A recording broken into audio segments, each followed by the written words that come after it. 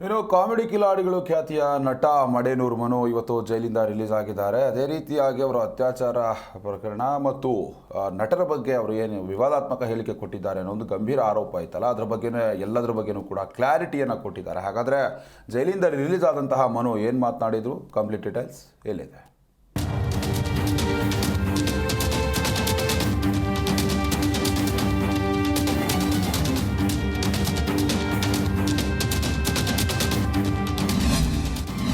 ಅತ್ಯಾಚಾರ ಆರೋಪಿ ಮಡೇನೂರು ಮನುಗೆ ಬೇಲ್. ಜೈಲಿನಿಂದ ರಿಲೀಸ್ ಆದ ನಟ ಮಡೇನೂರು ಮನು. ಆತ ಬಡತನದಲ್ಲಿ ಬೆಳೆದ ಕಲಾವಿದ. ಕಾಮಿಡಿ ಕಿಲಾಡಿಗಳು ಕಾರ್ಯಕ್ರಮದ ಮೂಲಕ ಮನೆ ಮಾತಾಗಿದ್ದ. ಆತನ ನಟನೆಗೆ ಶಬ್ಬಾಸ್ ಅನ್ನದವರೇ ಇಲ್ಲ. ವೇದಿಕೆ ಮೇಲೆ ಕಾಲಿಟ್ರೆ ಸಾಕು ನಗುವಿನ ಕಚಕುಳಿ ನೀಡ್ತಾ ಇದ್ದ. ಇದೇ ಇವನಿಗೆ ಕಡೆಗೂ ಸಿನಿಮಾದಲ್ಲಿ ಅವಕಾಶವನ್ನ ನೀಡಿತ್ತು. ಸಿನಿಮಾದಲ್ಲಿ ಹೀರೋ ಆಗಿ ನಟಿಸಿದ್ದ. ಆದ್ರೆ ಸಿನಿಮಾ ಇನ್ನೇನು ರಿಲೀಸ್ ಆಗಬೇಕು ಅನ್ನುವಷ್ಟರಲ್ಲಿ ಕಂಬಿ ಗಿಣಿಸುವಂತಾಗಿತ್ತು. ಎಸ್, ನಟ ಮಡೇನೂರು ಮನು ಅತ್ಯಾಚಾರ ಕೇಸ್ನಲ್ಲಿ ಜೈಲು ಸೇರಿ ಈಗ ಜಾಮೀನು ಮೇಲೆ ಹೊರಬಂದಿದ್ದಾನೆ. ಪರಪ್ಪನ ಅಗ್ರಹಾರ ಜೈಲಿನಿಂದ ರಿಲೀಸ್ ಆಗಿದ್ದಾನೆ.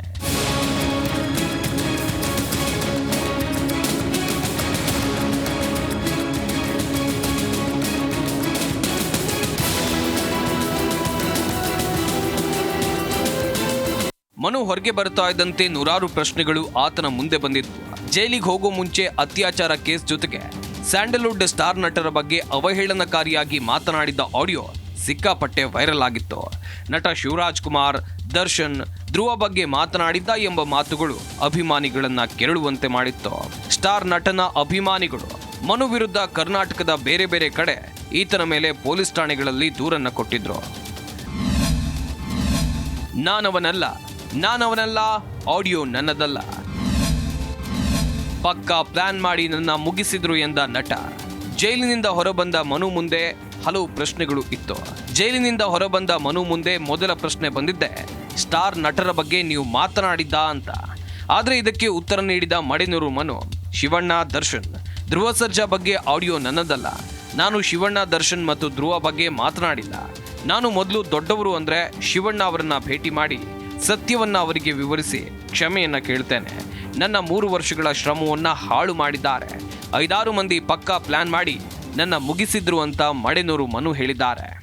ಶಿವಣ್ಣ, ದರ್ಶನ್, ಧ್ರುವ ಅವ್ರ ಬಗ್ಗೆ ಮಾತಾಡೋದು ಆಡಿಯೋ ಎಲ್ಲೋ ನಿಮ್ಮ ಇಡೀ ಕರಿಯರ್ಗೆ ಕಲ್ಲಾಗ್ತದೆ. ಅದು ಸರ್ ನನಗೆ ವಾಸ್ತವ ಜನಕ್ಕೆ ಗೊತ್ತಾಗ್ತಿದೆ ಅಲ್ವಾ. ಪ್ಲ್ಯಾನಡ್ ಅನ್ನೋದು ನಾವು ದಡ್ರಲ್ಲ, ಎಲ್ಲರಿಗೂ ಜನಕ್ಕೆ ಗೊತ್ತಾಗ್ತಿದೆ. ಪ್ಲ್ಯಾನ್ ಈಗ ಒಂದು ರೇಪ್ ಅಂತ ಕೊಟ್ಟಾಗ ಅದಕ್ಕೆ ಜನಕ್ಕೆ ರಿಯಾಕ್ಟ್ ಮಾಡಿದಾಗ ಅದು ಎಲ್ಲಿ ಪಾಸಿಟಿವ್ ಆಗುತ್ತೋ, ಜನ ಬೇಕಾಗೇ ಬಂದವರಂತ ಜನ ಥಿಯೇಟ್ರಿಗೆ ಹೋಗಿ ಸ್ಟಾರ್ಟ್ ಆಗ್ತದೋ, ಅದಕ್ಕೆ ಆಡಿಯೋ ಇನ್ನೊಂದು ಅದ್ರ ಮೇಲೆ ಇನ್ನೂ ಬಿಗಿಯಾಗಿ ಒಂದು ಸ್ಟಿಕನ್ ಮಾಡ್ತಾರೆ. ಅಂದರೆ ನಿಲ್ಲಿಸ್ಬೇಕು, ಇದನ್ನು ಏನಾರ ಒಂದು ಮಾಡಬೇಕು ಅಂತ ಪ್ಲ್ಯಾನಡ್ ಅನ್ನೋದು ಗೊತ್ತಾಗ್ತಿದೆ. ಅದ್ರ ಬಗ್ಗೆ ನಾವೇನು ಹೇಳೋಂಗಿಲ್ಲ. ಮತ್ತು ಶಿವಣ್ಣವ್ರ ಬಗ್ಗೆ ನಾವು ಆ ಥರ ಹೇಳೋಂಗೆ ಇಲ್ಲ. ನಾವು ನಮ್ಮ ಇಂಡಸ್ಟ್ರಿಗೆ ಆಲದ ಮರ ಅವ್ರ ಬಗ್ಗೆ ನಾವು ಯಾಕಂದ್ರೆ ಅಣ್ಣವ್ರು ನಮ್ಮಲ್ಲೂ ಫೋಟೋ ಇದೆ. ಶ್ರೀಕಂಠ ಮೂವಿಲಿ ಅವ್ರ ಜೊತೆ ಜೂನಿಯರ್ ಆರ್ಟಿಸ್ಟಾಗಿ ಕೆಲಸ ಮಾಡಿದ್ದೀನಿ, ಅವ್ರ ಫೋಟೋ ನಮ್ಮಲ್ಲೂ ಇದೆ. ಪ್ರತಿ ಹಂತದಲ್ಲೂ ನನ್ನ ವಿರುದ್ಧ ಷಡ್ಯಂತ್ರ, ಸಾಕಷ್ಟು ಅಡೆತಡೆಗಳ ನಡುವೆ ಸಿನಿಮಾ ರಿಲೀಸ್ ಆಗಿದೆ. ನನ್ನ ವಿರುದ್ಧ ಪ್ರತಿ ಹಂತದಲ್ಲೂ ಷಡ್ಯಂತ್ರ ನಡೀತು. ಸಿನಿಮಾ ರಿಲೀಸ್ಗೂ ಮೊದಲು ಕುಣಿಗಲ್ ಬಳಿ ಮೊಟ್ಟೆ ಹೊಡೆದ್ರು, ನನ್ನ ಮೇಲೆ ಹಲ್ಲೆ ನಡೆಸಿ ಬಟ್ಟೆಗಳನ್ನು ಹರಿದ್ರು. ಕೊನೆಗೆ ನನ್ನ ಜೊತೆಯಲ್ಲಿದ್ದವರೇ ಕೇಸ್ ಮಾಡಿದ್ದಾರೆ. ಅದಕ್ಕೂ ಮೊದಲು ರೇಪ್ ಕೇಸ್ನಲ್ಲಿ ತಪ್ಪಿಸಿಕೊಂಡ್ರು. 50,000 ಖರ್ಚು ಮಾಡಿ ಆಡಿಯೋ ರೆಡಿ ಮಾಡಿದ್ದು. ನಿನ್ನ ಕತೆ ಮುಗಿಸೋದಕ್ಕಾಗಿ ಧಮ್ಕಿ ಹಾಕಿದ್ರು ಅಂತ ಮಡೇನೂರು ಮನು ಹೇಳಿದ್ದಾರೆ. ಈ ಸಿನಿಮಾಕ್ಕೆ ಒಂದೊಂದಲ್ಲ ಸರ್ ಪ್ರಾಬ್ಲಮ್ ಆಗಿದೆ ಬರ್ತಾ ಆಗ್ತಾನೆ ಇದೆ. ಒಂದು ಮಧ್ಯೆ ಏನೇನೋ ಒಂದು ಆಗ್ತಿದೆ. ಮಧ್ಯೆ ಇದು ಯಾವುದೋ ಒಂದು ಇನ್ಸಿಡೆನ್ಸ್ ನಡೀತೆ, ಸಿನಿಮಾನೇ ರಿಲೀಸ್ ಮಾಡಲ್ಲ ಅಂತಾರೆ. ಕೊನೆಗೆ ಎಲ್ಲ ಮುಗಿಯುತ್ತೆ. ಆದರೆ ಒಂದು ಕರೆ ಬಂದಿದ್ದಕ್ಕೆ ನನಗೆ ಇನ್ನೂ ಅದು ತಡ್ಕೊಳಕ್ಕಾಗ್ತಿಲ್ಲ. ಭಾವಪೂರ್ವ ಶ್ರದ್ಧಾಂಜಲಿ ರೆಡಿ ಮಾಡ್ಕೋ ಫೋಟೋ ಇಡೀ ಕರ್ನಾಟಕ ನೀನು ಹೊಡಿಯೋಕ್ಕೆ ರೆಡಿ ಆಗವ್ರೆ ಅಂತ ಅಂದ್ರೆ ಯಾಕೆ, ಏನಾಯಿತು ಅಂತ. ನಮಗೇನು ಬೇಕು ಅದೆಲ್ಲ ರೆಡಿ ಮಾಡ್ಕೊಂಡಿದ್ದೀವಿ, ಅದು ಹೆಂಗೆ ಬದುಕ್ತೀವಿ ಬದುಕು ಅಂದರು. ನಾನು ಅವ್ರ ಹೆಸ್ರೂ ಹೇಳಲ್ಲ, ಯಾರು ಸವಾಸನೂ ಬೇಡ. ನಮಗೆ ಹೆಂಡ್ರು ಮಕ್ಕಳವ್ರೆ, ಹಳ್ಳಿಲಿರ್ತಾರೆ, ಒಬ್ಬೊಬ್ಬರೇ ಮನೇಲಿರ್ತಾರೆ. ನಾವು ಯಾರು ಸವಾಸನೂ ಬೇಡ ಸರ್. ಮನು ಚೇತರಿಸ್ಕೊಳ್ಳೋಕೆ ಸ್ವಲ್ಪ ಟೈಮ್ ಬೇಕು, ಆದರೆ ಕಲೆ ಕುಗ್ಗಿಲ್ಲ ಸರ್. ಒಟ್ನಲ್ಲಿ ಕನ್ನಡಿಗರ ಕೆಂಗಣ್ಣಿಗೆ ಗುರಿಯಾದ ಮನು ಇಂಡಸ್ಟ್ರಿಯಲ್ಲಿ ಹೆಸರು ಮಾಡೋ ಆಸೆ ಕಂಟಿನ್ಯೂ ಆಗುತ್ತಾ ಇಲ್ವಾ ಅನ್ನೋದು ಕಾದು ನೋಡಬೇಕಿದೆ.